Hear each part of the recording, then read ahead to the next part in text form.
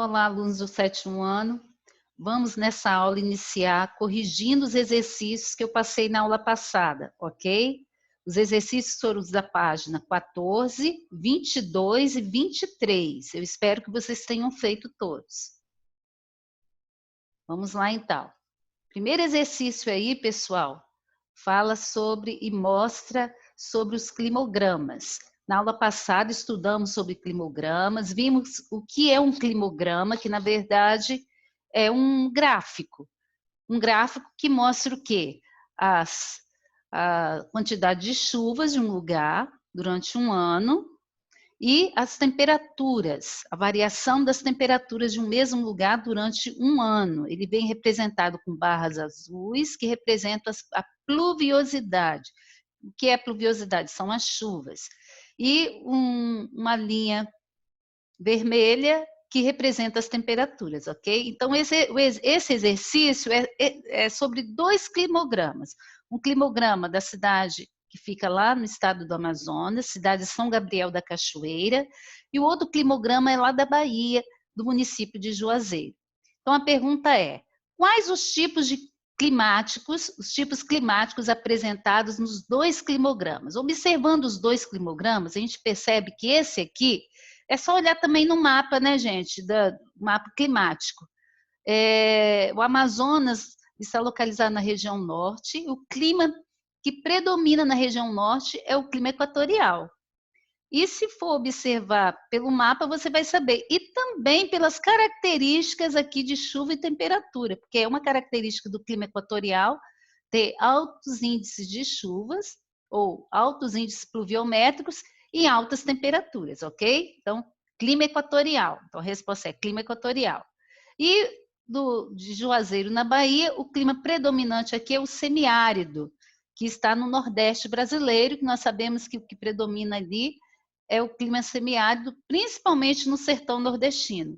Qual é a principal característica dele? Também altas temperaturas, porém, ao contrário do equatorial, ele tem baixo índice de chuva. Existe uma estação bem de estiagem, né? Uma ausência, uma escassez muito grande de chuva naquela região, ok? Então, a resposta é equatorial e tropical semiárido. Quais são, respectivamente, os meses mais chuvosos em São Gabriel da Cachoeira e Juazeiro? Os meses. Aqui em São Gabriel da Cachoeira, nós vamos ver que é o mês de maio. Reparem que é onde está aqui a barra mais comprida. E aqui em Juazeiro, o mês mais chuvoso é o mês de fevereiro, ok? É onde está a barra mais comprida.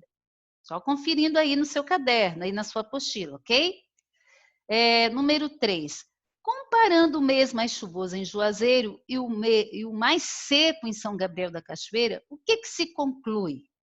Bom, gente, reparem aqui, ó, o mês mais chuvoso é maio. O mês mais chuvoso aqui é fevereiro. O que a gente pode conferir nisso aqui? Que o mês de fevereiro, embora seja o mês mais chuvoso em Juazeiro, ele nem chegou a ser metade da quantidade de chuvas aqui do mês de maio em São Gabriel da Cachoeira, não é? Então a resposta é mesmo mês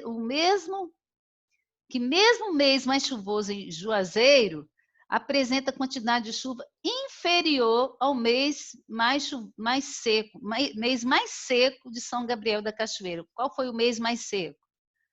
Setembro aqui, ó.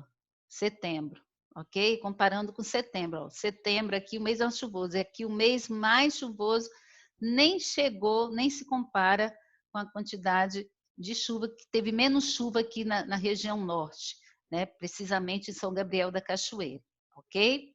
Então, confere sua resposta. Como é o comportamento das temperaturas nas duas cidades, gente? Bem como suas respectivas amplitudes térmicas anuais. Bom, as duas cidades, na verdade, apresentam altas temperaturas.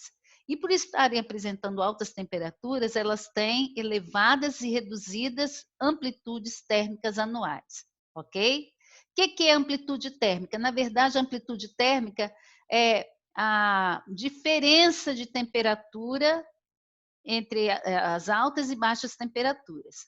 Por exemplo, regiões que têm de deserto. O deserto é muito comum nós observarmos em filmes e reportagens, aparecem em documentários, o deserto durante o dia é muito quente, não é? Muito quente, mas à noite congela, esfria demais. Essa mudança brusca de temperatura refere-se à amplitude térmica e que em muitos lugares também acontece, não só nos desertos, mas vários lugares acontece isso também, ok? Vamos lá, vamos agora para a página 22. A página 22, que é a seção extra, página 22 e página 23, hein, pessoal? Eu espero que vocês estejam fazendo. Não fiquem só esperando o dia da correção para poder copiar aí as respostas, não, hein? Vão tentando fazer, porque é importante, tá, pessoal? Página 22. Isso. A página 22 aqui, ele aparece na seção extra, 22 e 23, com a seguinte pergunta. Por que o Cerrado brasileiro é considerado um hotspot? Nós vimos lá, nas outras aulas, a respeito de quê? Das formações vegetais do Brasil. E o Cerrado é um deles. E lá tem uma informação dizendo que o que é o hotspots? São os pontos quentes, ou seja, em inglês, né? Ou seja, aquelas áreas de vegetações em todos os países que tem uma biodiversidade muito grande, porém ameaçada de extinção. Então, isso é para chamar a atenção da comunidade internacional, dos ambientalistas, eles inventaram essa expressão para poder chamar a atenção da comunidade internacional, que essas áreas, no mundo todo, sofrem com a extinção de várias espécies, tanto animais quanto vegetais. E o Cerrado é um deles aqui no Brasil, o Cerrado e a Mata Atlântica, tá bom? Então, por que o Cerrado brasileiro é considerado um hotspot? Pela sua biodiversidade, tem muita biodiversidade, e por estar bastante ameaçado de extinção, né? Pela expansão de atividades humanas, tá? Pela expansão das atividades humanas. Então, quer dizer, as atividades humanas, elas têm ameaçado esse ambiente, esse bioma, né? Essa vegetação, ok? Qual é a origem do nome caatinga, que também é uma vegetação originada lá no semiárido nordestino, na região nordeste, né? Na verdade, em Tupi-Guarani significa mata branca, ok? É uma expressão em Tupi-Guarani, que significa mata branca. Pode colocar sua resposta aí. Moro num país tropical. Aqui tem uma parte de uma letrinha de uma música, né? Moro num país tropical, abençoado por Deus e bonito por natureza. No refrão de uma de suas músicas mais famosas, o compositor Jorge Benjor, ele sugere a influência do clima na formação dos belos cenários naturais existentes no Brasil. Então, a música expressa muito essa realidade. Apesar do Brasil estar localizado quase inteiramente na zona tropical, é possível identificar variações térmicas em seu território? É possível sim, gente. Em caso afirmativo, por que isso ocorre? Olha só, pessoal, atenção aqui para essa explicação. É possível sim. Deixa eu abrir aqui. Verificar as variações térmicas em razão das diferenças de latitudes, altitudes e atuação da massa de ar, tá? Principalmente da massa de ar polar, tá bom? Por isso que é possível sim. A letra B agora. Aponte os estados brasileiros que não são abrangidos pela zona tropical. Que particularidades climáticas e paisagísticas podem ser observadas na região em que se encontram? Na verdade, aqui, ó, vou colocar aqui para vocês conferirem a resposta. Rio Grande do Sul, tá? Santa Catarina, Paraná, são os estados que apresentam climas subtropicais e formações vegetais diferenciadas, principalmente com a presença da mata das araucárias, tá bom? São aqueles pinheiros chamados pinheiros do Paraná. Então, coloque aí sua resposta, tá? Essas são as diferenças. Observe atentamente as informações contidas no climograma. Tem climograma aqui da letra A, tá? Nesses climogramas B e C. Aí tem a seguinte pergunta: identifique o climograma que melhor representa o clima típico das áreas de Caatinga e aponte características desse tipo de climático. Olha só, gente, qual é? É o climograma da letra C, não é? Por quê? Qual é o tipo climático que predomina aqui? É o semiárido, clima semiárido, que apresenta chuvas reduzidas e temperaturas o quê? Elevadas, ó, quase nada durante o ano de chuva. E as temperaturas são altíssimas, ok? Após o estudo das características climáticas do Brasil, é possível identificar o climograma que melhor representa as condições climáticas da cidade de Manaus, no Amazonas, situado em área de influência do clima equatorial? Explique como chegou a essa conclusão.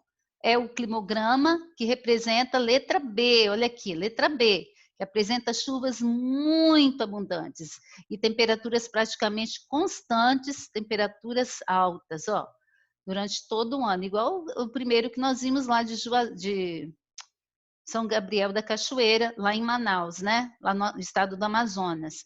É o clima equatorial, gente. Tá? Ele representa tipicamente o clima equatorial. Altas temperaturas e altos índices pluviométricos, ok? Continuando, o mapa a seguir indica a localização aproximada de 2 cidades brasileiras cujas informações sobre latitude, altitude, temperatura e precipitação aparecem na tabela. Então, aparece aqui Macapá, que está localizado aqui, e Cuiabá. Reparem a latitude, que tem a ver com a distância em graus em relação à linha do Equador, e a altitude, que tem a ver com a altura. As temperaturas médias e as precipitações. O que são precipitações, pessoal? São chuvas. Então, qual é a resposta para isso?